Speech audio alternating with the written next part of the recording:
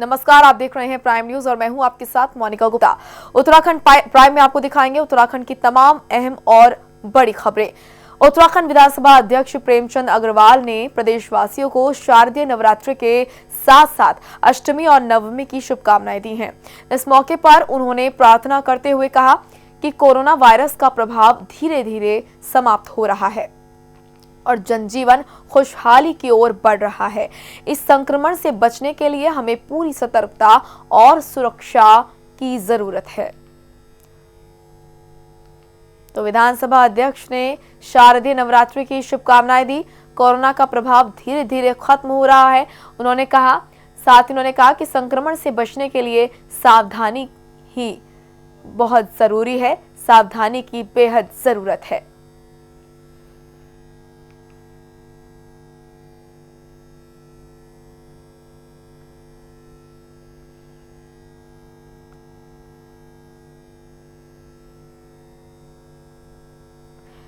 विधानसभा अध्यक्ष ने शारदीय नवरात्रि की जनता को शुभकामनाएं दी। साथ ही कहा कि कोरोना का प्रभाव धीरे धीरे खत्म हो रहा है, लेकिन अभी भी बहुत ज्यादा जरूरत है कि संक्रमण से बचने के लिए सुरक्षा बरतें, सतर्कता बरतें, क्योंकि जब तक वैक्सीन नहीं आ जाती तब तक बचाव, सावधानी, सतर्कता ही इलाज है।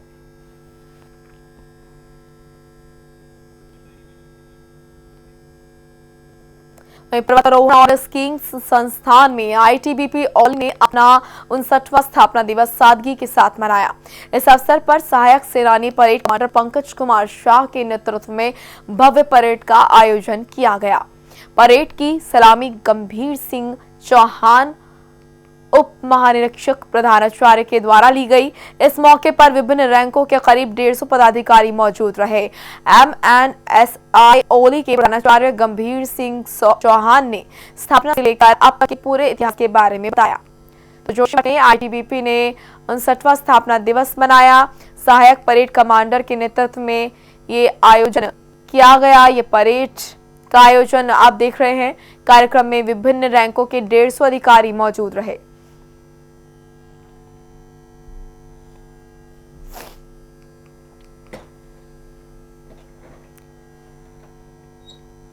तो जोशीमठ की तस्वीरें आप देख रहे हैं। आईटीबीपी ने अपना 59वां स्थापना दिवस मनाया। सहायक परेड कमांडर के नेतृत्व में ये परेड आप देख रहे हैं, इसका आयोजन किया गया। कार्यक्रम में आपको बता दें कि कई रैंकों के 150 अधिकारी मौजूद रहे। तो जोशीमठ में आईटीबीपी ने अपना 59वां स्थापना दिवस मनाया।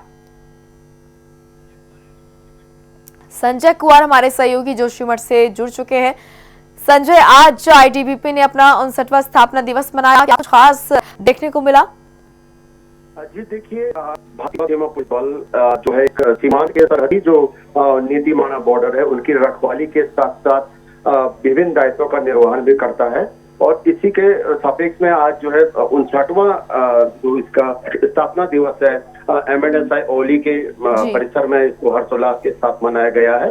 और परेड की सलामी लेते हुए डीआईजी गंभीर सिंह चौहान ने जो है सभी हिमवीर जवानों और उनके परिजनों को शुभकामनाएं दी। और देख रहे हैं आप किस तरह से जवानों में भी काफी जोश खरोश देखा जा रहा है। जी बिल्कुल। और आईटीबीपी की अगर हम बात करें, आईटीबीपी में जो जवान हैं वो तमाम वो समय जब संकट का समय आता है उसमें बढ़ चढ़कर हिस्सा लेते हैं और देश में किस तरीके से वीरता उनकी हर बार देखने को मिली है, ये भी देखा गया। जी बिल्कुल। हिमवीर जवान जो है हमारी भारत तिब्बत से लगी हुई करीबन 300 से 400 किलोमीटर की जो लंबी तिब्बती पठार की सीमा है, यहाँ पे 12 महीनों जो है चौकसी बरतते रहते हैं और साथ साथ ये सुरक्षा के साथ साथ कई तरह के सामुदायिक विकास कार्य और एवरेस्ट से लेकर के गंगा सागर तक जो है भारत का झंडा बुलंद किए हुए हैं और जिसको लेकर के देशवासियों को काफी गर्व है। जी बिल्कुल, पूरे देश को इन पर काफी गर्व। बहुत बहुत शुक्रिया आपका संजय तमाम जानकारी के लिए। तो सहायक परेड कमांडर के नेतृत्व में ये परेड का आयोजन आप देख रहे हैं। कार्यक्रम में विभिन्न रैंकों के 150 अधिकारी मौजूद रहे। आईटीबीपी ने अपना 59वां स्थापना दिवस मनाया।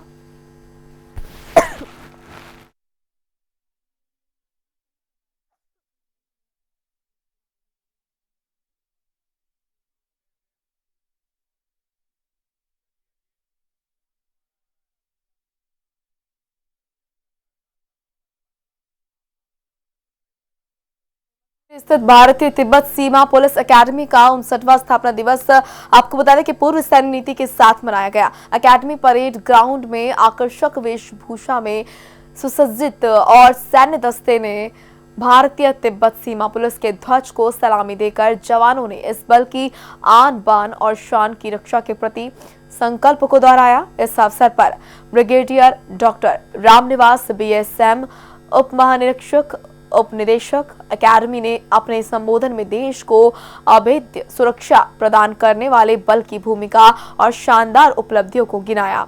आईटीबीपी का 59वां स्थापना दिवस देखने को मिला। जवानों ने देश की रक्षा का संकल्प दोहराया और बताया कि कब कब किस तरीके से बढ़ चढ़कर हिस्सा लिया है जब जब देश ने मुश्किलों का सामना किया है।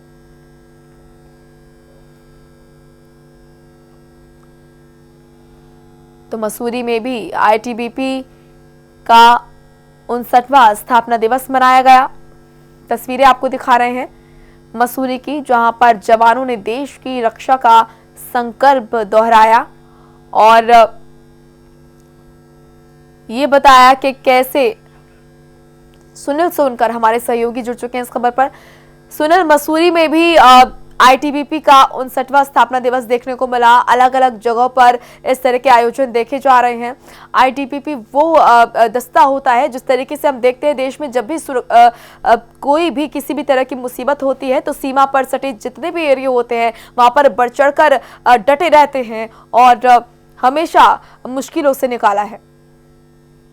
अगर बात करी जाए तो आज यहाँ पर आईटीबीपी जो स्थापना जो मसूरी स्थित है उसका 59 यहाँ पर सैन्य नीति के साथ मनाया गया और यहाँ पर पत्रिकाओं में बड़ी आकर्षण से जो सुसज्जित यहाँ पर सेना के जवान थे, अधिकारी थे, उन्होंने यहाँ पर पुलिस के ध्वज की सलामी ली और कहीं न कहीं जो देश के आन बान शान के लेके जो जाना जाता है भारतीय तिब्बत सीमा पुलिस, उसी संकल्प को यहाँ पर दोहराया गया। और जिस तरीके से आपने बताया कि कभी देश की मुसीबत हुई, क्योंकि अगर इंडो चाइना की बात, बॉर्डर की बात करी जाए तो यहाँ पर भारतीय तिब्बत सीमा पुलिस का दस्ता ही तैनात रहता है। और इस समय क्योंकि पिछले दिनों जिस तरीके से चाइना द्वारा घुसपैठ की जा रही थी तो हमारे इन्हीं भारतीय तिब्बत सीमा पुलिस के जवान और अधिकारियों ने उनको खदेड़ा था और उनको मुंहतोड़ जवाब दिया था। तो अपने आप में सुरक्षा आपके लिए जानी जाती है और इसको आंतरिक सुरक्षा के लिए भी ये बल जानी जाती है। इसमें कई वीआईपीज जो होते हैं हमारे देश के, जो वीवीआईपीज होते हैं, उनकी सुरक्षा का जिम्मा भी इसी बल को दिया जाता है। जी बिल्कुल, चलिए शुक्रिया आपका सुनील तमाम जानकारी देने के लिए। तो मसूरी में भी आईटीबीपी का 59वां स्थापना दिवस मनाया गया। जवानों ने देश की रक्षा का संकल्प लिया।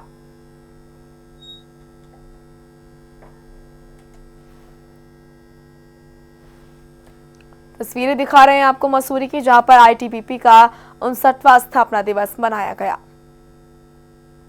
वहीं लालकुआं विधानसभा क्षेत्र में खोले गए धान क्रय केंद्रों पर अव्यवस्था का आरोप लगाते हुए कांग्रेस नेताओं ने राज्य सरकार पर किसानों की अनदेखी करने का आरोप लगाया है। कार्यक्रम में कांग्रेस नेता संध्या डालाकोटी और कांग्रेस ऐसे विभाग के जिला अध्यक्ष इंद्रपाल आर्य ने कहा कि जो धान क्रय केंद्र विधानसभा क्षेत्र में अभी खोले गए हैं, अगर वहां समय रहते खोल दिए जाते तो आज किसानों को परेशानियों का सामना नहीं करना पड़ता, जिसके चलते किसानों को अपनी फसल औने पौने दामों में बिचौलियों के साथ और बिचौलियों के हाथ में बेचनी पड़ रही है। तो लालकुआं में कांग्रेस ने धान क्रय केंद्रों पर अव्यवस्था का आरोप लगाते हुए कहा कि राज्य सरकार किसानों की अनदेखी कर रही है। किसान अपनी फसल बिचौलियों के हाथ बेचने को मजबूर हो गए हैं।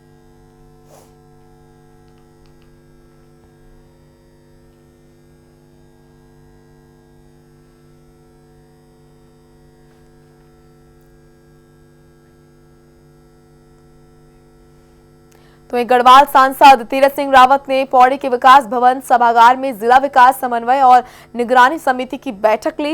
इस बैठक में मौजूदा जनप्रतिनिधियों ने अपने क्षेत्र की समस्याओं को गिनवाकर अधिकारियों की उदासीनता और जनता के प्रति उनके सख्त रवैये की पोल भी खोल डाली है। खास तौर पर दवारी खाल ब्लॉक में भरवड़गढ़ी पेयजल योजना के तहत जनता को कनेक्शन न दिए जाने के मामले को सांसद के सामने रखा। बैठक में सड़क, बिजली, पानी और दूरसंचार जैसी समस्याओं के मुद्दे छाए रहे। वहीं सांसद तीरथ सिंह रावत ने अधिकारियों को निर्देशित किया कि जल्द ही लंबित पड़े विकास कार्यों को पूरा कर ले और इसकी रिपोर्ट उन्हें भेजे। तो पौड़ी में सांसद तीरथ सिंह रावत ने विकास भवन सभागार में बैठक की और जनप्रतिनिधियों ने सांसद के सामने अपनी समस्याएं रखी। तीरथ सिंह रावत ने अधिकारियों को दिशा निर्देश दिए। लंबित पड़े विकास कार्यों को जल्द पूरा करने के निर्देश दिए गए।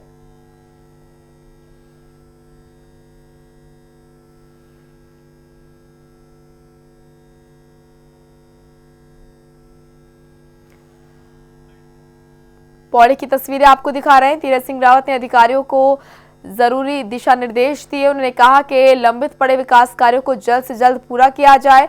लोगों को, जनता को परेशानी नहीं होनी चाहिए। सांसद तीरथ सिंह रावत ने विकास भवन सभागार में ये बैठक की।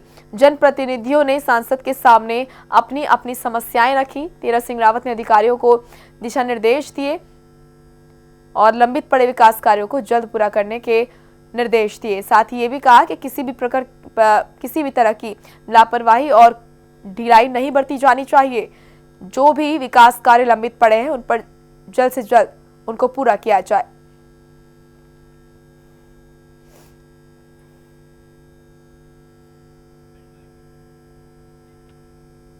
चलिए आप खबर रुड़की से, जहां पर खाद्य सुरक्षा अधिकारी ने रंगीन से लदे ट्रक का सैंपल लिया। सैंपल लेने के बाद विभाग में हड़कंप मच गया और विभाग के अधिकारियों ने तेजपुर पहुंचकर रंग का गुड़ आपको बता दें कि बनाने वाली फैक्ट्री पर छापा मारा। आपको बता दें कि इकबालपुर, जबरेड़ा और तेजपुर में अनमोल नाम के मार्का में जहरीले गुड़ की सप्लाई पंजाब में भारी तादाद में की जा रही है, जिसमें कई तरह के केमिकल और खतरनाक रंग मिक्स करके इसे लाल रंग दिया जाता है। जिसके बाद खाद्य सुरक्षा अधिकारी ने गुड़ सैंपल किए। तो रुड़की में ये देखा गया, जहां पर खाद्य सुरक्षा विभाग की बड़ी कार्रवाई देखने को मिली। रंगीन गुड़ से भरे ट्रक से सैंपल लिया गया। रंगीन गुड़ बनाने वाली फैक्ट्री पर छापेमारी की गई।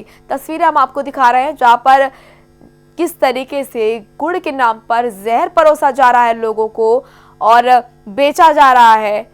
ये देखा जा रहा है, रंगीन गुड़ बनाया जा रहा है। लाल और संतरी, पीला, ये 3 रंग ऐसे देखे जाते हैं जब इन 3 रंगों का इस्तेमाल कर गुड़ तैयार किया जाता है, जो कि जनता की सेहत के लिए, आम लोगों की सेहत के लिए बहुत ही ज्यादा हानिकारक है। अरशद हुसैन हमारे सहयोगी इस पर जुड़ चुके हैं। अरशद, गुड़ के नाम पर यहाँ पर जहर बेच रहे हैं लोग। बिल्कुल, देखिए आपको बता दूं कि जिस तरह से प्राइम न्यूज में भी खबर को काफी अच्छी तरह से दिखाया था। बिल्कुल अरशद, शुरुआत से ही आप इस खबर को फॉलो कर रहे हैं और शुरुआत से ही हमने इस खबर को दिखाया था, जो कि अब इस पर कार्रवाई होती हुई नजर आ रही है। बिल्कुल, कहीं ना कहीं अधिकारियों के कान अब खुले हैं, उनकी आंखें खुली हैं, उन्होंने इस पर कार्रवाई की है। हालांकि अभी 2 चरखी और 1 ट्रक का सैंपल लिया गया है, पर अधिकारियों से जब हमने जानना चाहा तो उनका कहना था कि जल्द ही और भी ऐसी फैक्ट्री को चिन्हित किया जाएगा और उन पर जो है कार्रवाई बड़े पैमाने पर की जाएगी, क्योंकि जनता की सेहत से किसी भी हद तरीके से खिलवाड़ नहीं होने दिया जाएगा। हाल में ही यहाँ पर कुट्टू के आटे ने जो आतंक मचाया था, उसको लेकर भी कहीं ना कहीं इस वक्त खाद्य सुरक्षा अधिकारी काफी सजग हैं और उन्होंने इस कार्रवाई को किया है। वहीं अगर बात की जाए, कुछ सामाजिक कार्यकर्ता भी इसमें सामने आए हैं। उन्होंने भी कहा है कि सूचना समय समय पर मीडिया और अधिकारियों को दी जाती रहेगी। बिल्कुल, और बहुत जरूरी हो जाता है अरशद कि इस तरह की कार्रवाई होती रहे और इसमें कंटिन्यूटी जो है वो बनी रहे, क्योंकि ऐसे जो गिरोह होते हैं जो इस तरह का जहर बनाते हैं, वो जब कार्रवाई शुरू होती है, जब छापेमारी होती है, तब इस काम को बंद कर देते हैं। लेकिन जैसे ही ये कार्रवाइयां कम पड़ जाती हैं, ढीली पड़ जाती हैं, इनका जो ये गोरख धंधा है फिर से शुरू हो जाता है। तो जरूरी हो जाता है कि कंटिन्यूटी इसमें रहे।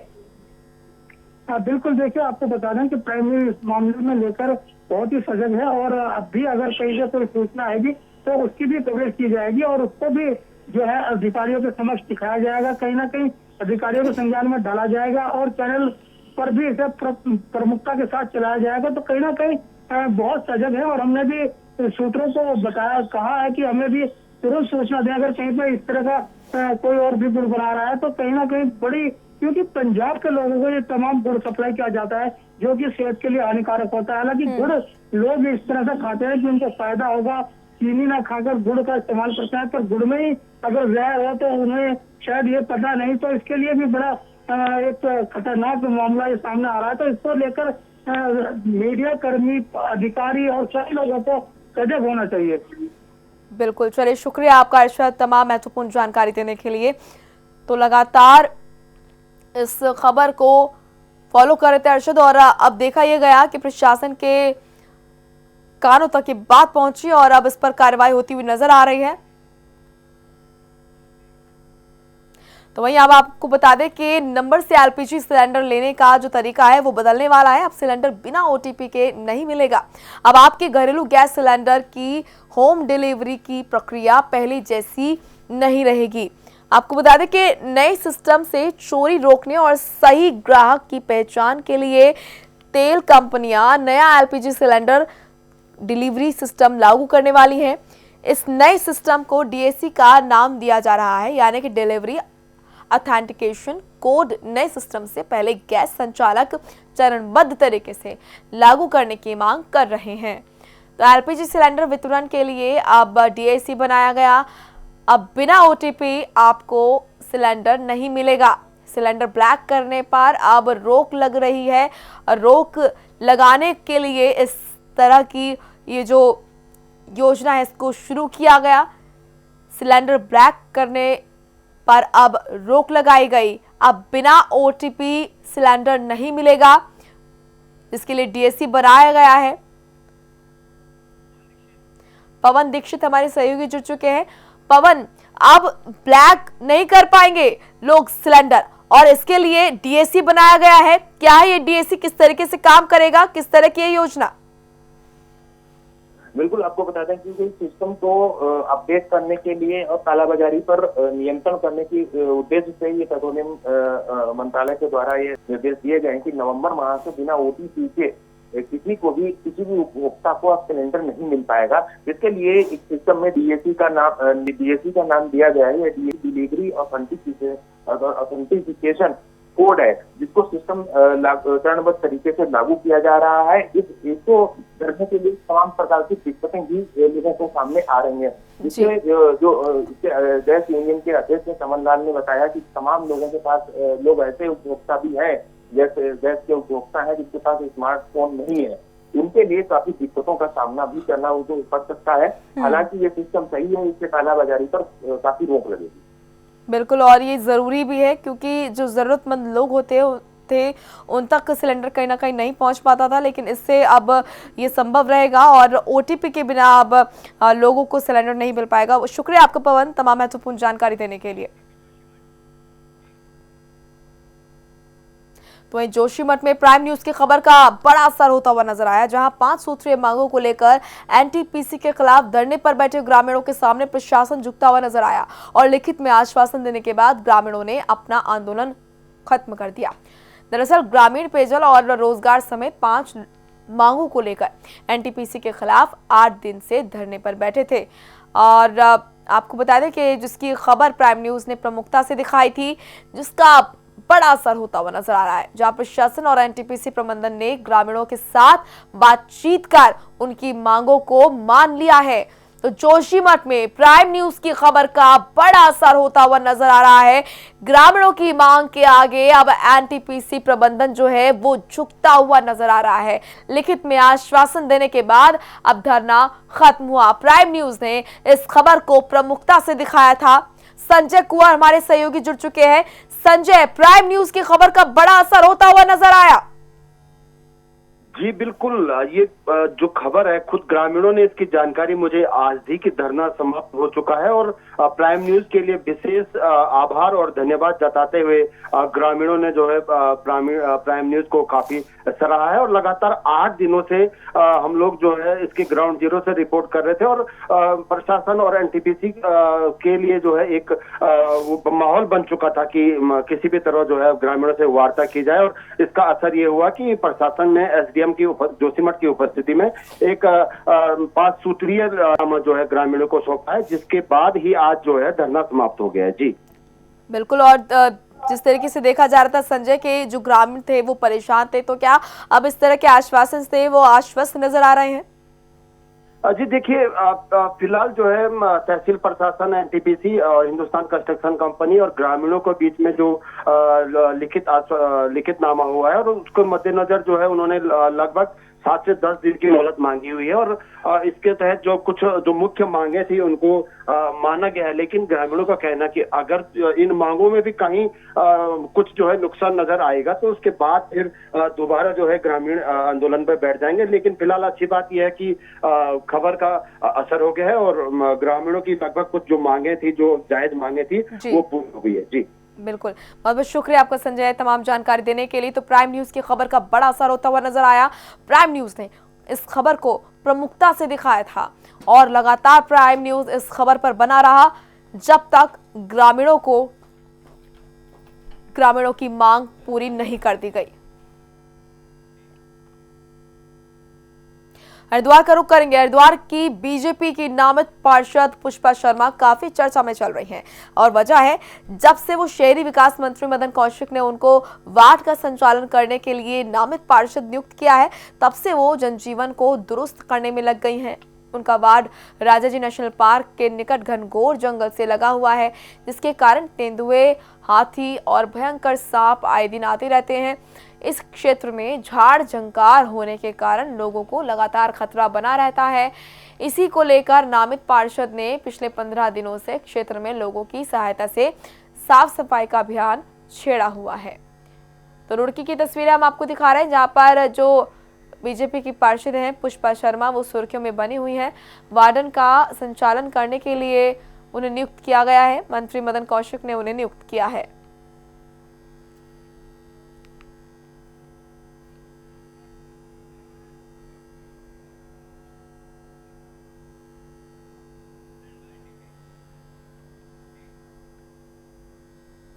तो वहीं सितारगंज में कांग्रेस कार्यकर्ताओं ने कांग्रेस कृषि कानून के विरोध में हस्ताक्षर अभियान चलाया है। साथ ही किसानों के हस्ताक्षर किए गए ज्ञापन को राष्ट्रपति को भेजा गया। वहीं प्रदेश महासचिव नवतेज पाल ने कहा कि पूरे देश में सरकार द्वारा पास किए गए 3 कृषि के विरोध में कांग्रेस पार्टी द्वारा हस्ताक्षर अभियान चला रही है।